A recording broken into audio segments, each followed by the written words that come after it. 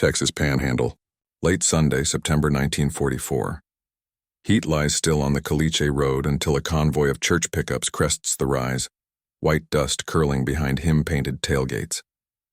A steel smoker rides in the lead like a cannon that breathes comfort, hickory smoke rolling out in blue ribbons, carrying brisket and peach cobbler into the dry air. Inside the wire at Camp Mesquite, a whistle punches noon. Watchtowers blink in the shimmer. German women in sun-faded denim step from barracks doors on command. Mess tins tucked under arms, numbers clipped to pockets. They expect beans from a drum and rules said twice. They do not expect a Baptist choir warming scales by the gate, or a chaplain's stole catching the light, or a pastor's hat in his hands as if he's walking into church rather than toward barbed wire. The convoy halts at the checkpoint. MPs count record nod. The smoker lid lifts. Fat sizzles. The smell lands across the compound like rain that forgot its thunder. A translator raises her voice in clean syllables. Barbecue by permission, portions by count. Distance lines chalked into the dust. No gifts, no hands across the fence. Only food, only an hour. A cicada drones. A hymn finds its key. Spoons wait for the first ladle to prove the day is real. Camp Mesquite sat on the flat like a diagram someone had drawn with a ruler and then built in wood and wire. 2 belts of barbed fence with a dog run between, watchtowers at the corners, each with a searchlight hooded against sun. Inside, barracks laid in ranks, a mess hall, a laundry hut, a dispensary that everyone called the infirmary, and a rectangle of hardpan marked for drill and games. Beyond the fence, cotton fields, a grain elevator, and a town that wore Sunday best even when nobody asked. The camp's roster called the women POWs because the paperwork needed a word. They were a mix, auxiliaries captured alongside rear echelons in Italy and France, signals clerks moved off a collapsing railhead, a few nurses from field hospitals overtaken in a bad hour. Transport had been hard. The ocean said nothing and the rail cars said less. They arrived in June with sunburn still shaped like Europe and the thin quiet of people who have learned that loudness attracts trouble. A man of confidence, which in this place and time became woman of confidence, was elected on the 3rd day. She posted translations, took complaints, measured mood like weather. Mesquite's commandant ran the place like a ledger. He used short sentences that sounded like math. Head count at dawn, work details at 9 to the laundry, the kitchen, the camp garden, the motor pool, classes at odd hours, language, arithmetic, sewing, anything that kept hands honest and tempers occupied. Lights out by order, no exceptions. He trusted the chaplain to keep services brief and the MP lieutenant to keep the line visible. He trusted the infirmary nurse more than he said, because she wrote the kind of notes a camp rises or sinks on. Weights up. Fevers down, hydration adequate. The town lay a mile of dust away, First Baptist. A feed store, a cafe that did eggs the same way for everybody, and a school where chalkboards listed spelling words while maps rolled down like curtains. News from the front moved by radio and by letter, but the sound that carried best was the church bell. The bell called men and women to pews. It also called them to talk. In the summer of 1944, the town had 2 conversations and neither ended. One asked how to honor boys who were gone with medals and flags that did not quiet a kitchen. The other asked how to live beside a fence full of enemies without losing the part of themselves that believed in hospitality. The answer the pastor proposed did not start as a feast. It started as a prayer list and a box of canned peaches delivered to the quartermaster, because even charity must pass through a ledger. But peaches became a question and questions became a meeting. Pastor, mayor, commandant, chaplain, a deacon who handled numbers for the grain co-op, and the infirmary nurse who had a reputation for seeing around corners. The pastor said mercy. The mayor said optics. The commandant said rules. The chaplain said time and place. The deacon said cost. The nurse said heat and water and salt. In the end, they found a sentence everyone could live inside. A Sunday barbecue hosted by the church. Routed through the camp. No fraternization, 1 hour. Portions by count, distance lines chalked. Translator present, hymn list cleared in advance, no cash. No gifts. The plan passed because it could be audited. The quartermaster would receive brisket by weight, beans by gallon, cornbread by pan, peach cobbler by tray. The mess crew would portion. The chaplain would own the hymns and the clock. The MPs would own the lanes. The pastor would keep his congregation on their side of the chalk and his choir on key. The infirmary would stand by with water carts, salt tablets, and first aid for heat or faintness. The woman of confidence would post the notice in German beside the English and hold her barracks to it, because discipline is a mirror. Order kept is order earned. Inside the fence, talk moved at table height. Some of the women read the board twice and said nothing. A few smiled without showing teeth. Practiced at not letting hope show on the surface because hope can get you moved or marked. One said she would not eat enemy meat on principle, and then measured that sentence against the look on the infirmary nurse's face at last clinic hours, and decided to hold her verdict until the day itself. Another, who ran the laundry detail, kept asking the same question, who decides portions, and relaxed only when the translator read aloud the line that made it safe. The mess sergeant decides. No hand-to-hand. No fence. The town's talk had its own loops. Some said charity ends at wire. Others asked if law and mercy can share a gate if both know where to stand. The editor of the weekly paper wrote an unsigned paragraph on the bottom of page 2 about civic order and Christian duty that read like a man testing a bridge with one foot. The sheriff put 2 extra deputies on Sunday not because he expected trouble, but because routine buys calm. The RC Club offered iced tea concentrate if the quartermaster could show a place for it in the ledger. The quartermaster smiled without smiling and said yes, if the tea counts as beverage issue and not as gift. In camp, the music room pulled air in through a half-open window, while a borrowed accordion practiced the first line of a hymn that would not start fights. The chaplain crossed it with one from his book so the mouths could find common ground. The MP lieutenant had the chalk crew mark distance lines on the recreation ground, benches here, lanes here, no man's strip here, and walked the towers to remind men where to point their attention. The woman of confidence met the chaplain halfway to set the hour in 2 languages and to request that grace be brief and instructions exact. By Saturday, the town pits were dug, mesquite wood stacked, briskets rubbed down with salt and pepper that would speak louder than any spice, beans soaked in tin tubs, cobblers assembled in Dutch ovens that could be lifted by gloved hands and scored into equal squares. The quartermaster sent a corporal with a spring scale to weigh everything as it arrived. The nurse counted cups and salt tablets. The pastor ran his choir once more in the church hall where the piano fought summer and won. On paper, the day fit. On ground, days do not always fit. Heat had a say, pride had a say, memory had the loudest say of all. The plan would have to meet those voices where they stood, at the fence, in the lane, under the towers, without losing its measure. To see how a barbecue becomes a procedure, the story has to trace the route from a kitchen to a counter to a tin, and from a hymn to a yard where no one forgets the wire. Sunday began the way good plans do. On a ledger, at SU 700, the quartermaster unlocked the receiving shed and hung a spring scale from a beam, painted with the camp's inventory numbers. A corporal chalked columns on a board. Brisket, LBS, beans, gal, cornbread, pans, cobbler, trays, iced tea, gal. A second board held the head count for women present, infirmary exempt, and kitchen staff already fed. The math would decide the day more than any speech. Out on the church grounds, men in rolled sleeves turned mesquite wood to coals that glowed without flame. The pitmaster, who was also a deacon and the grain co-op's bookkeeper, studied the heat with a palm held near the grate, then nodded, low and even, the way you coax collagen into tenderness.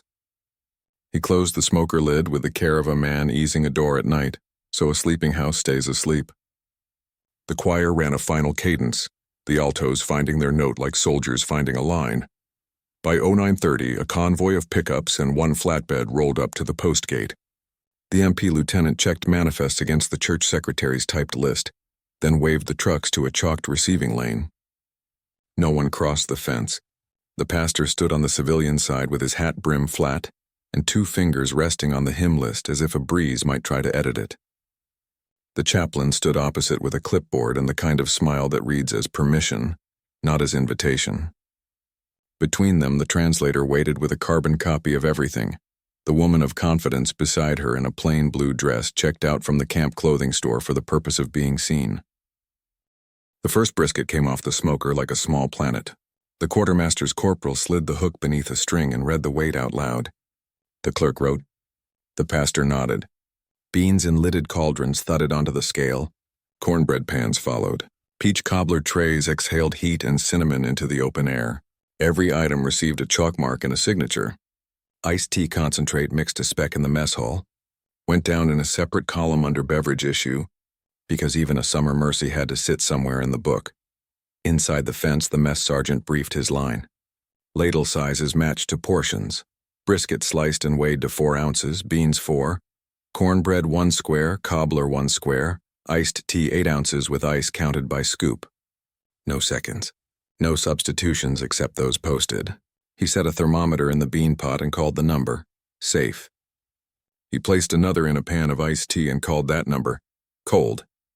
He posted both readings beside the service window because numbers travel faster than trust. The MP detail walked the ground where the women would sit. Benches had been set in rows behind a chalk distance line. Lanes cut through like the seams in a field planted straight. The towers had their fields of view. The gate had its stop points.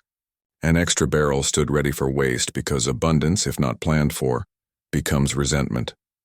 The infirmary nurse staged a table with paper cups, water cans, salt tablets, and ammonia ampules she didn't expect to need but would not omit. She knew heat makes fools of disciplined people. The woman of confidence took the notice board with the translator and pinned the German version below the English. Meal by count.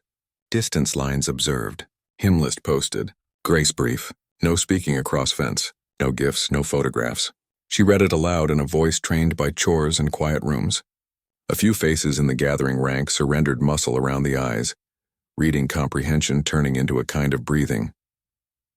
At 1100, the chaplain stepped forward and did what the plan required. He set the day's clock.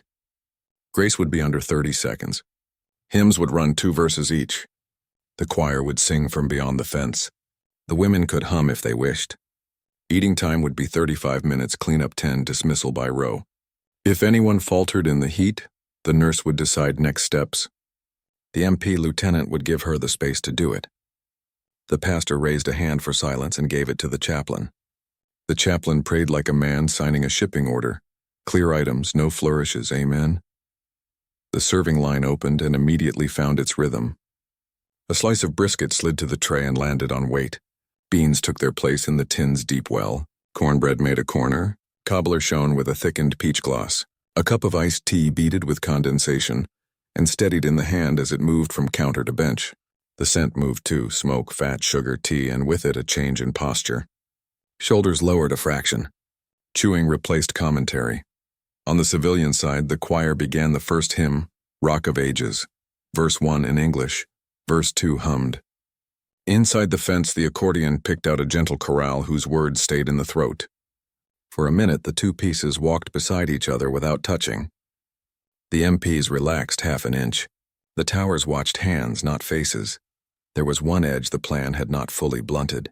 At the far end of the line, a woman paused at Cobbler with a look that read home more than hunger. The server held the spoon a beat too long. The mess sergeant tapped the ladle with his pencil. The spoon fell. The square slid. The tray moved. The translator quietly moved to the end of the bench and repeated the rule in German for no reason other than to braid certainty into the moment.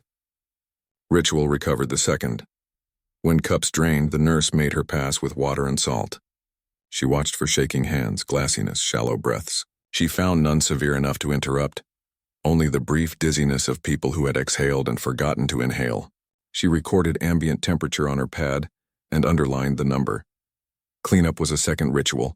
Utensils into bins, napkins into waste, cups stacked just so. The mess counted trays out and in. The quartermaster clerk updated the issue sheet to consumed, leftover retained. The pastor watched from his side of the chalk with his hands clasped because there was nothing else to do that would not feel like a trespass. The choir closed their binders softly. The chaplain looked at his watch and then at the MP lieutenant, who nodded once. Dismissal by row sounded like a page turning. Benches scraped. Tin clicked. A few women looked once toward the fence and then to the ground, a safe direction when feelings do not know their place. The woman of confidence thanked the translator for exact words. The pastor removed his hat not as benediction, just because the sun had gone a little higher, and politeness had nowhere else to stand. On paper and dirt, the barbecue had proven a procedure could carry weight, the weight of heat, scrutiny, pride, grief. What remained were the deeper angles that would decide whether this 1 hour would live as a calm in memory or a controversy with pictures on a church wall and letters in a file. From this ground of measure and meal, the camera can now cut closer to the people, the tactics, the clinic, the music, the leaders, and the lines that kept a kindness from tipping into mistake. Hunger does not always look like ribs. Sometimes it looks like poise held too high for too long. The women at Camp Mesquite had become experts at a certain dignity. Chin level, sleeves rolled just so, eyes that measured before they took. The barbecue tested that posture in small, telling motions. A woman who had worked signals in Italy, her wrist still nicked by a bracer's habit, turned her tray a fraction, protecting the brisket slice the way a clerk once guarded a blotter. Another, a former nurse, watched steam rise from beans and counted breaths like a ward sister calming a room, then ate with the care of someone who knows that warm food can wake grief as quickly as strength. A third, quietest of the three, lifted cobbler to her mouth and paused, spoon midair as if the square might speak. She took the bite, stared at nothing, and blinked once like a person adjusting to sun. Tears did not fall. They retracted, disciplined, but the jaw softened. Pride and appetite called a truce that no one would admit aloud. At the benches, cheap talk tried to work. It failed. The woman of confidence moved lightly, saying little, standing where friction threatened to spark. She knew where quarrels begin, in comparisons, her slice, my slice, and in memories that break ranks without warning. So she converted afternoon into routine, pointing to the notice board, nodding at the mess sergeant, resetting the hour to schedule whenever a feeling tried to become a scene. Later in her notebook, she wrote 3 phrases with the neatness of someone who prefers nouns to adjectives. Ate, sat, quiet. The words were not sentimental.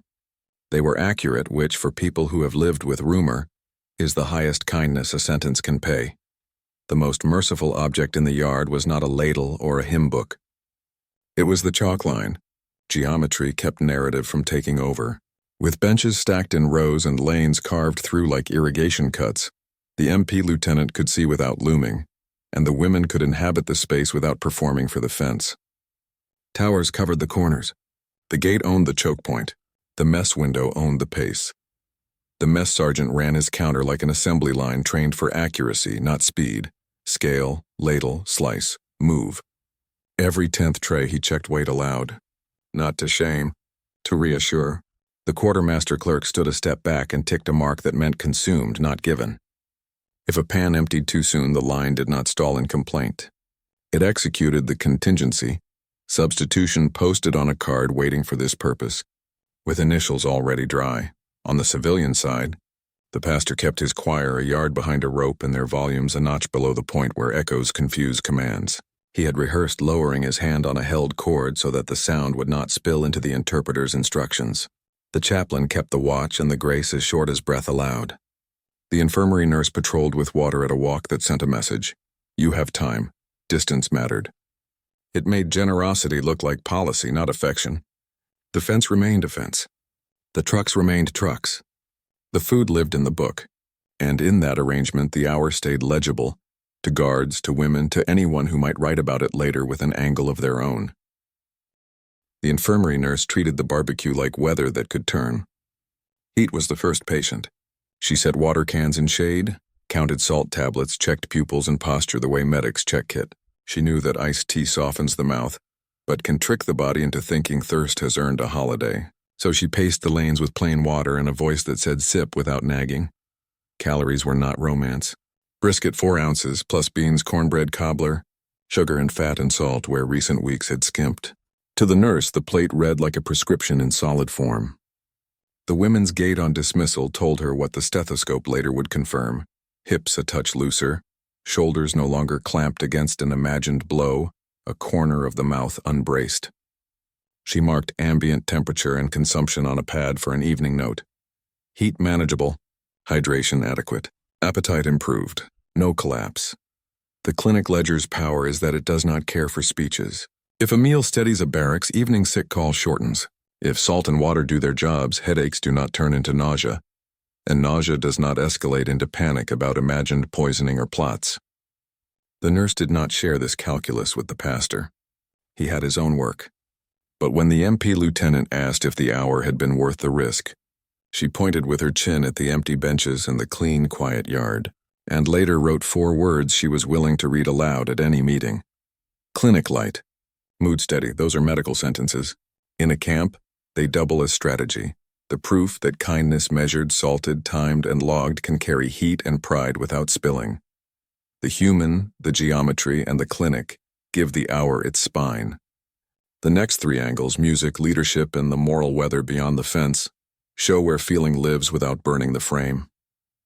Music arrived with rules already wrapped around it. The choir outside the wire stood behind a rope. Hymnals opened to numbers cleared yesterday. Inside, a borrowed accordion found its bellows, and a small chorus of women hummed a chorale their mouths knew better than their living did. The chaplain had chosen verses that travel, plain melodies, simple theology, no victory stamped into a refrain. The pastor, who could read a room, kept the choir a half step below exuberance so the sound would lie flat enough for the interpreter to walk over with instructions when needed. Cultural distance narrowed without touching. A verse in English, then a verse hummed, a German chorale with the words swallowed to keep them from becoming a speech. The fence did not melt. The air did. For women who carried leader in their bones, the accordion's careful phrasing felt like finding a familiar road with a new speed limit. For townspeople who measured Sundays by gospel and shape note, the restrained cadence sounded like a neighbor's accent. Strange, then understandable, then ordinary while the meal lasted.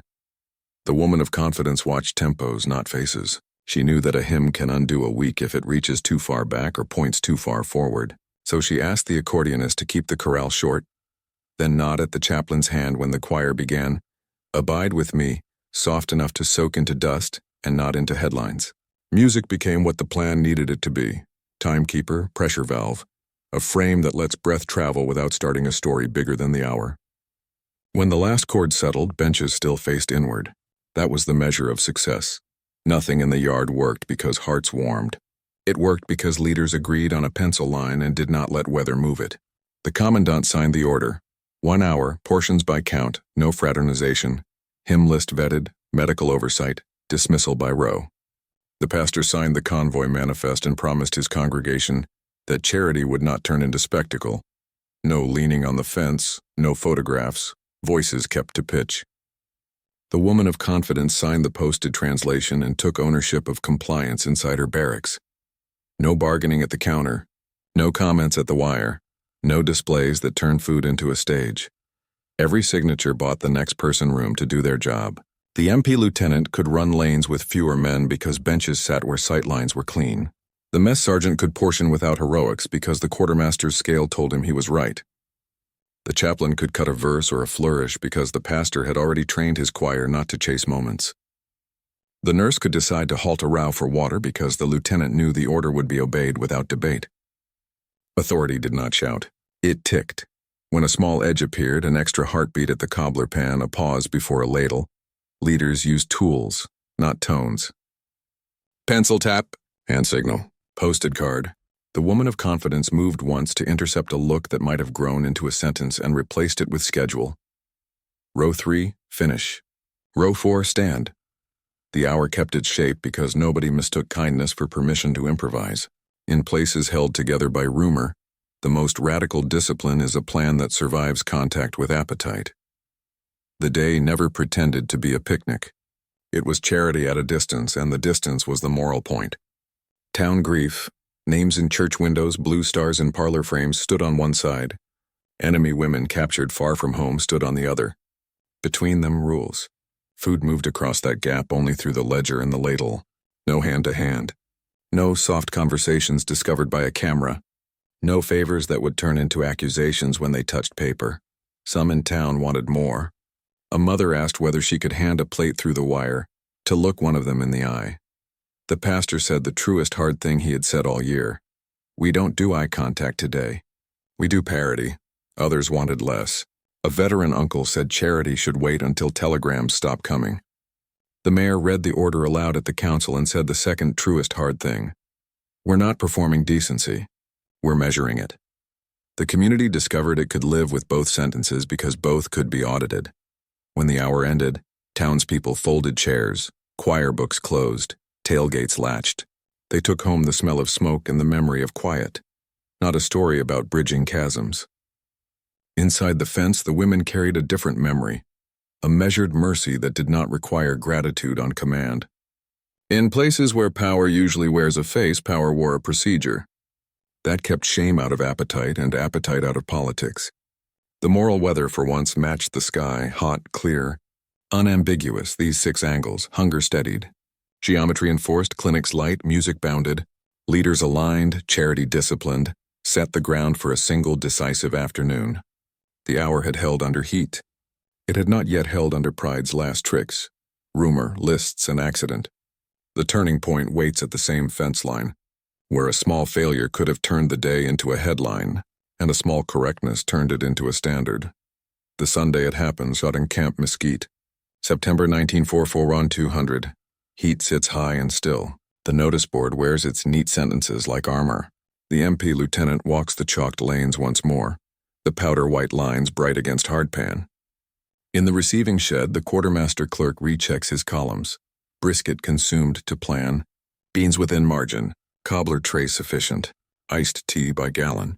On the civilian side, the pastor rolls his shoulders back, lowers his hand, and the choir swallows chatter like a rehearsed breath. 5. The chaplain steps up, watch in palm. Grace runs 27 seconds, each clause a clean rivet. The interpreter repeats the rules in German. Distance lines. Portions by count. No speaking across the fence, no gifts. Dismissal by row. The woman of confidence stands a half step forward where eyes can find her first. Chin steady, program sheet folded once. No, the line opens. The mess sergeant is all mechanics. Slice, scale, beans, cornbread, cobbler, tea, each motion settling into its place. The first 10 trays confirm the measure. The 11th lands light on beans. The sergeant sees it in his wrist before the scale tells him and corrects without noise, tapping ladle to bring the line back to even. The quartermaster makes a small pencil mark. Ladle check 12-111, a note with no audience but the book. A tremor of whisper lifts from row 3, one voice sharp with the week's grudges. One answer too fast. The woman of confidence slides that way, places an index finger on her folded program, and says a single word loud enough for 3 benches. Schedule. The argument folds back into appetite. The MP in lane 2 shifts his stance. Weight to heels instead of toes. Distance holds cow 1218. The choir begins Abide With Me at a volume the chaplain approved yesterday. Inside the wire, the accordion answers with a chorale. 2 verses, the words swallowed to hum. For 1 minute, the sound behaves like shade. Shoulders loosen a notch. The nurse makes her first pass with water and salt. A rhythm of paper cups and a tone that means care, not pity. 1222. The near incident comes from where sentiment always tries to break rules. At the fence. A churchwoman. Her hat brim trembling with the weight of memory she brought from a kitchen with 1 fewer chair than last spring. Edges beyond the rope. She lifts a small paper bag of cookies, a private mercy she hid from the pastor's eyes. A POW at the bench nearest the chalk looks up and meets the gesture like a reflex. 2 things happen at once. The MP lieutenant moves a single step and raises a flat hand. Halt. The pastor is faster than grief. He takes the bag without touching the wire and turns, offering it to the quartermaster corporal like a contraband he has chosen to name correctly. Ledger, he says, too low for the yard, but the word travels anyway. The corporal nods, records, cookies, dozen, received. To mess, and the moment repairs itself. The woman breathes hard, then steps back. The chorus finishes a verse with a clean cadence that makes no commentary on the scene it just covered. Inside, a woman at the cobbler pan hesitates a beat too long, spoon hovering into request. The mess sergeant taps the ladle once. The spoon falls. The square slides. The translator stands at bench end and repeats the posted portion. 1. It's a syllable that protects everyone. 31. A dust breeze lifts from the east. Nothing yet. A suggestion. The towers pan slowly. The pastor measures the sky the way farmers do, by eyelid, not instrument. The chaplain trims the choir's next hymn to a single verse and shows the watch to the pastor, who nods. Music shortens without feeling cheated. The woman of confidence recognizes the change for what it is, a time discipline that leaves no jagged edges if weather turns. 5. The nurse spots the day's first wobble, A woman who ate quickly drops her gaze and sways while reaching for tea. The nurse is there before an MP needs to be, a paper cup of water in hand, salt in the other. Sip, the interpreter says in German, the gentlest imperative in the language. The woman steadies. The nurse marks light strain 1235 and resolved on her pad and moves on. 38. On the civilian side, a boy of 12, too old for excuses, too young to understand consequence, raises a camera his father brought against his better sense. He frames the fence and the women. Before the shutter can click, the mayor's hand covers the lens. No speech, just wait. The camera drops. The boy reddens, confused and caught between pride and rule. A deputy quietly escorts father and son 3 steps back behind the rope. On the notice board, the no photographs line looks suddenly as solid as a wall. 1. The mess sergeant checks his bean pot. Temperature holds in the safe band. The iced tea line moves in clean increments. The slosh of amber in paper cups sounds like proof that cold can be counted. Waste stays low. On the book, the quartermaster adds 2 words. Barrels light. The kind of sentence that diffuses town halls. Pour. The choir takes its last chord down on the pastor's palm. Inside the wire, the accordion closes the chorale with a breathing gesture that resembles thanks without requiring it. The chaplain raises his wrist. The watch agrees with the plan. He nods to the MP lieutenant. 45. Dismissal by row begins. Row 1, stand. Row 2, stand.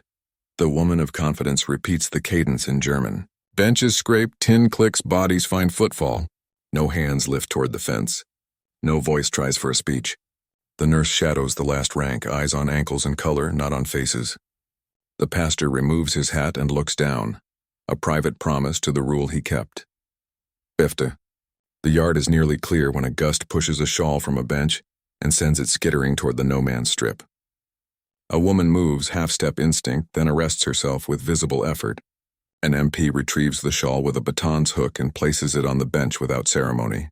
The moment registers on a dozen faces as a test passed by inches.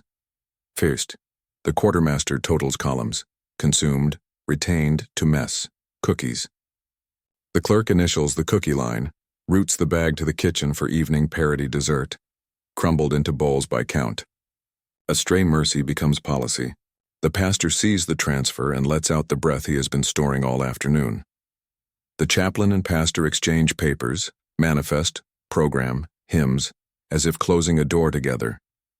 The MP lieutenant writes no incidents in a blocky hand and then adds what he did not expect to write at the week's start. Crowd steady. Fence quiet. The towers relax from attention, not to rest, but to habit. They're 100. The convoy idles. Dust rises, then sinks. Inside the wire, the notice board remains the truest artifact of the hour, its lines unruffled, its promises kept. The woman of confidence returns to her barracks with the program sheet and a small list of requests she knows the plan has already decided. Rice next week? More water sooner. She writes them anyway. Writing things down is how this place keeps from coming apart. The decisive thing did not look like victory. It looked like a rule surviving contact with grief at the rope, memory at the pan, heat in the air, and hunger in the hand. The day is not over. Stormline on the horizon says the weather will want its say, and rumor, as always, arrives after dessert. 8. The stormline steps closer like a sentence finishing itself. A low roll crosses the flat. The chaplain pockets his watch. The MP lieutenant checks the generator shed because a squall can turn sound into confusion, and confusion into rumor. The convoy waits at idle, choir already loaded. The pastor keeps his hat off, a sign to his own people that the hour is not truly over until the paperwork is. 20. In the kitchen annex, the mess sergeant oversees the conversion of that confiscated cookie bag into parody dessert for the evening, crumbled into bowls, portioned by count, logged against head count with a clerk's tired satisfaction. Cookies, crumbled, parody, 1 spoonful. It is the smallest moral algebra on earth, a private impulse turned into public fairness. Fent, a gust snuffs the generator for 3 stuttering beats. The yard does not darken, but the overlapping hum of fans and the patter of the refrigeration unit hiccups. The nurse hears the change before she sees its consequence. Heat stands up. In barracks row 2, a woman with a pale scarf at her throat drops to one knee. The interpreter is already there, voice like a governor on a motor. Wasser, sitzen. A cup arrives. Salt follows. Breath returns. The MP lieutenant waves a hand signal toward the shed. A corporal yanks the pull cord twice. The generator steadies like a chest under a palm. The yard feels it too, order restoring its own pulse. Canelo. The rumor arrives the way all good ones do. Half-truth, full volume, wrong direction. A whisper zigzags along a bench back. Photographs taken. Faces to the papers. It is enough to tilt a room. A woman stands with a tray she has already cleaned, eyes bright with an anger that has less to do with the hour than with everything that came before it. The woman of confidence reaches her in 3 steps and shows her the notice board with a finger pressed to "No photographs." She adds a second tool, a quiet phrase in German that means, "The mayor stopped it." Nothing crossed the fence. The interpreter repeats it 2 benches over. A deputy on the civilian side lifts a hand in a small flat salute, the universal sign for halt handled. The rumor loses oxygen and dies between syllables. The storm front huffs a first spit of rain. Not enough to cool, just enough to complicate. Dust turns tacky underfoot where chalk lines had held crisp. The MP lieutenant looks once at the tracks made by the day and decides to keep the convoy on site until the yard clears completely. He will not turn tailgates and tailpipes into moving magnets for attention. The pastor nods. The choir waits with windows cracked an inch, hymnals shut, the smell of smoke and linen trapped together. Binken, a second medical scare, rides in quiet. The nurse sees it again. This time not heat but a tremor in a woman's left hand where a spoon would be if there were anything left to eat. She asks for permission with a glance. The MP grants space with a step. The nurse takes a pulse, reads a wrist like a book, and recognizes what the day has brought up from the bottom. Adrenaline crashing now that appetite has been allowed to act. She prescribes time and water and a steady voice. The interpreter supplies it. The entry on her pad later will read post-satiety tremor. Resolved. A phrase that will bewilder the adjutant and satisfy the nurse alone. The commandant arrives at a walk that respects everyone's role. He does not speak to the women or the civilians. He speaks to systems. He checks the issue sheet. He asks the quartermaster for totals. He watches the mess sergeant sign the cookie conversion line. He receives the chaplain's program report. He receives the MP lieutenant's terse note. No incidents. Rumor checked. Fence quiet. Weather rising. He writes a sentence beside it that will look like arrogance until it saves someone later. Schedule controlled outcome. The pastor asks for a final authorization to withdraw the convoy. The commandant points to the notice board. Dismissal complete. A phrase that means yes without admitting that anyone needed permission to leave. Tailgates thud shut with a music all their own. A deacon slides the smoker's damper closed. A coil of blue rolls into gray and dissipates. Trucks pull in sequence, not clumps. Eyes stay forward. Nobody waves. 13:35. The woman of confidence faces her people in the barricaded aisle between barracks. She reads 3 lines with her clipped calm. Evening dessert cookies 1 spoonful. Clinic open for heat or strain. Laundry crew to return carts, and when she finishes no one claps. That is not what this place is for. A seamstress who had sworn to boycott enemy meat raises a hand to volunteer for water cans. The contradiction is not noted. The nurse writes voluntaries adequate and feels a margin of safety widen by an inch. Triate. The storm finally speaks up. Big drops, rapid. The chalk lines melt into a generalized pale. The MP lieutenant signals tower men to stand to interior watch. No need to stare into rain. The danger now is not out there. It is in puddles that hide holes and in electric that pretends to be a friend. The generator hum stays true. The kitchen roof holds. The day refuses drama. In the office, the commandant and the chaplain sign each other's copies. Program versus manifest, a pair of dovetailing proofs. The quartermaster adds the line that takes private guilt out of a good deed. Cookies converted to parody dessert. Issued by roster. No hand-to-hand. The mayor and the pastor step back into the rain and accept wet hats as the natural cost of Sunday resolve. Coup. Last small test. A strip of cobbler crust fallen near the edge of the no man's strip. The interpreter sees a reflex move, A leg twitched toward rule-breaking and answers with the only power she holds, language. Leave it. We are not starving. The words are not cruel. They are a mercy that confirms a new truth the hour has earned. This food does not rule us. The convoy disappears into gray. The watchtowers taper from rigid to routine. Inside the fence, the notice board takes on rain in beads and then in sheets until letters blur, and then return when the wind drops.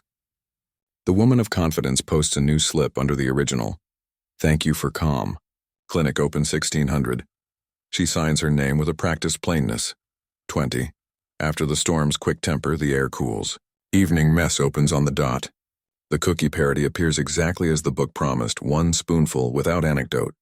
Some women smile, some do not, all eat. The waste barrel remains spare. At 1700, head count lands clean. In the log for the day, the commandant writes the sentence he wants to read again whenever this story is summoned to court or kitchen. Barbecue held under order, rumor neutralized by notice, weather contained, medical steady, parity upheld. The chaplain writes shorter. Grace kept time. The nurse writes the briefest. Clinic light. The MP lieutenant adds a private addendum to himself alone. Plan beats charm. The decisive Sunday is finished. What remains is how it settles. In discipline summaries, clinic ledgers, town minutes, and the women's notebooks, where adjectives go to die and a program proves it can survive its own good intentions. The proof came in the places where stories can't wander. Summaries, ledgers, minutes. The discipline sheet for September closed with fewer lines than August. The adjutant's pencil wrote the same columns, infractions, confinements, privileges suspended, and stumbled over how short the totals ran. Barracks disturbances dropped by half on the week after the barbecue. Collective penalties showed zeros where summer had scattered ones and twos. Notes in the margin told the quiet why. Road dismissal effective. Rumor corrected on board. No fence incidents. Portions by count. The MP lieutenant penned a line he had been slow to trust. Fewer surprise headcounts required. Lanes sufficient. And drew a small box around it as if saving the phrase for training. At the clinic, the ledger turned clinical calm into arithmetic. Sick call queues shortened by a page on Monday and Tuesday. Sleep complaints thinned. Headaches resolved with water instead of argument. The nurse's summary read like a weather report that refused to dramatize. Heat manageable. Hydration adequate. Appetite improved. No collapse. She added 2 lines that only a nurse would think to write. Post-satiety tremor X2, resolved, and salt compliance good. The entries sounded technical. They were also moral sentences. Proof that a warm plate had turned bodies from vigilance back toward metabolism. In the quartermaster's books, the day translated into numbers that could face any meeting. Issue matched headcount across brisket, beans, cornbread, and cobbler. Waste barrels weighed light. Cookie conversion appeared as a line that moved a private impulse into parity without embarrassment. Cookies, crumbled. Parity, 1 spoonful.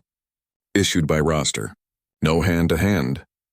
He carried the page to the commandant and tapped that line with satisfaction that did not quite reach his face. The math was clean. Clean math diffuses speeches. The chaplain's report stayed short and obedient to clocks. Grace, 30 sec. Hymn list as cleared. Choir volume moderate. Accordion chorale 2 verses. Dismissal by row. No speeches. He filed it with the same steady hand he used for funerals and baptisms.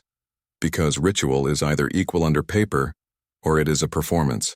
The pastor mailed a copy of the choir program to the commandant with a sticky note that said only, as agreed. He had promised his congregation a day that would not become a photograph. The minute book of First Baptist recorded a debrief with matching restraint. Barbecue hosted through camp authority. No fence contact. Quiet hour. The town council's minutes were the driest of all, which is why they mattered most. The mayor read the camp's inspection-style lines into the record. Meal by count. Distance observed. No photographs. Rumor corrected. Weather managed.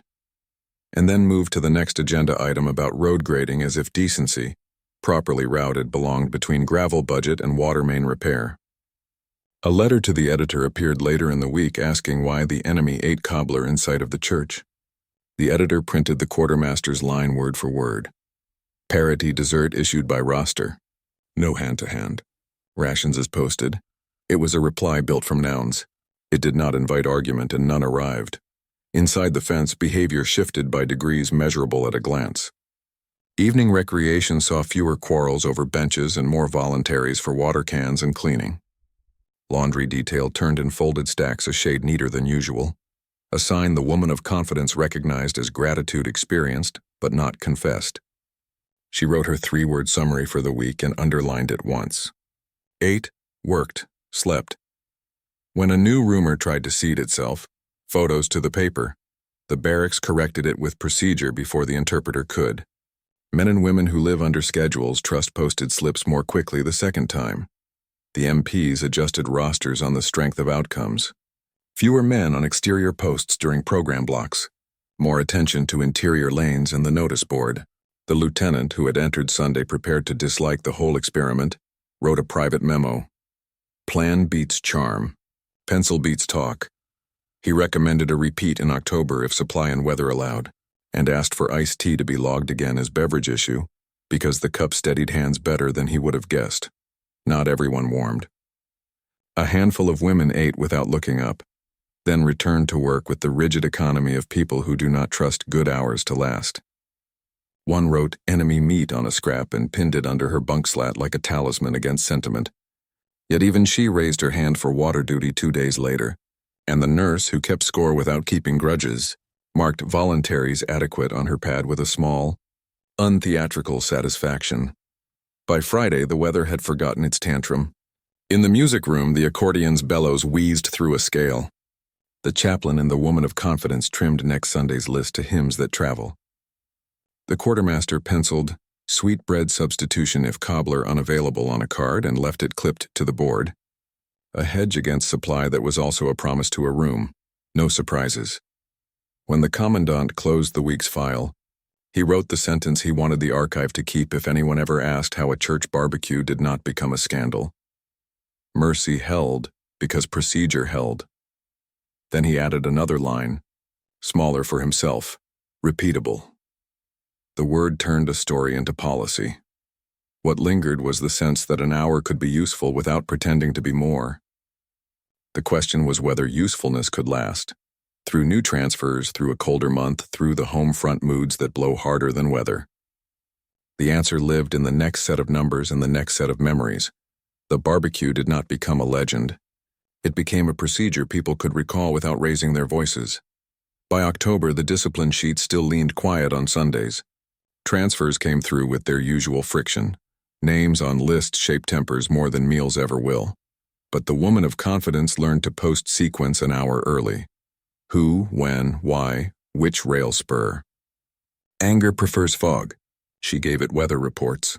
The MP lieutenant began to schedule his greenest men on post the day after program blocks, when the yard's tone taught them more than any lecture. He wrote a training line that recruits learned by heart. Read the board before you read the room. The town adjusted in shy increments. The editor left the barbecue in the archive of short paragraphs and spent columns on cotton yield and war bonds. A few letters trickled in, some praising Christian charity, others worrying about softness. The mayor answered both with the same sentence, copied from the quartermaster's book. Issued by roster, no hand-to-hand. It became a municipal charm against sentimentality and suspicion. When a traveling speaker raised his voice at a council night and tried to turn the subject into theater, the minutes recorded a motion to proceed to drainage bids. The vote was unanimous. The speaker left as if a curtain had been lowered on his lines. In the chaplain's log, Sundays turned into a rubric. Grace, 30 sec, hymns that travel, no speeches, and his hand grew steadier. He kept a box of duplicate programs for inspection that no one requested but everyone trusted. The pastor stopped counting how many times he explained to new donors that kindness rides through the ledger, or it loses its shape. He grew fond of the phrase, as agreed, and of the way the words cooled hot ideas into lists the quartermaster's pencil could accept. The nurse continued to translate appetite into physiology. Her clinic stayed light on Mondays. She tracked a minor uptick in sleep, a major drop in headaches, and a steady removal of fainting from her week. In October's summary, she wrote something that made the adjutant blink and then nod. Dignity improved. When he asked how one measures that, she pointed at posture at dismissal and at the way voluntaries filled without coaxing. Some metrics live in the way a room stands up. Inside the fence, the music room acquired 2 repaired reeds, a piano, key that no longer clacked, and a schedule that began to feel like winter prayer. The accordion's chorales shortened as the weather cooled and tea turned to cocoa in the mess, logged again as beverage issue, not gift. In November, when Cobbler failed the supply chain, the sweetbread substitution card appeared on the board as if it had been waiting its whole life for that line. The waste barrel stayed light. The clinic stayed calm. The line, no surprises, grew from hope into habit. Not every echo was soft. A new transfer from another camp arrived with certainty that the barbecue was a trap or a taunt. He had heard a story told by someone who had heard one told by a cousin of a guard.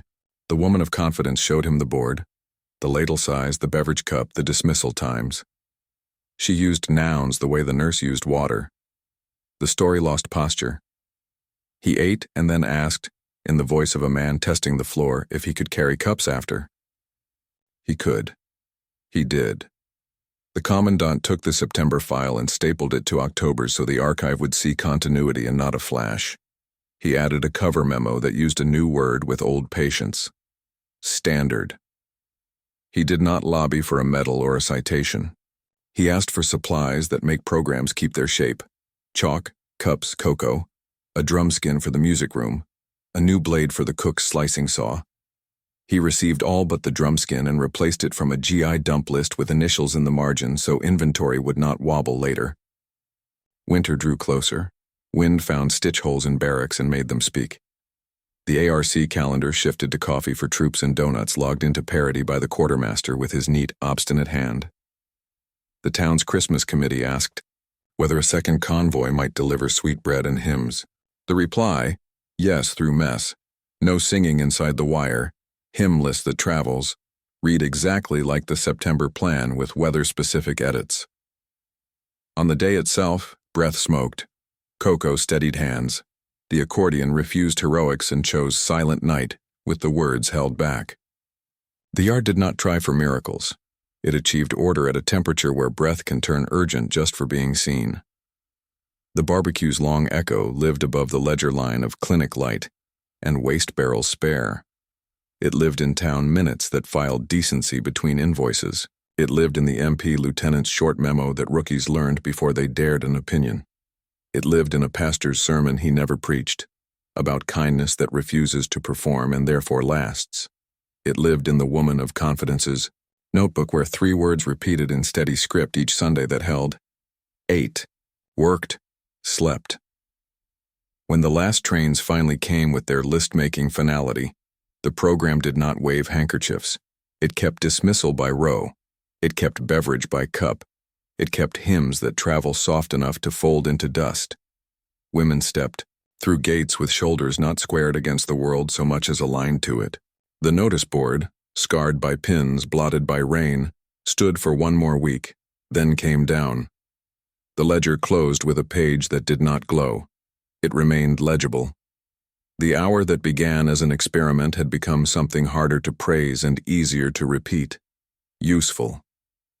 That is how mercy survives in places that cannot afford to name it. It is how memory chooses what to keep. There is 1 step left. A quiet frame to hold the smoke, the song, the chalk, and the spoonful of cookies turned into parody, so the story ends where it belongs, in a sentence that steadies rather than performs.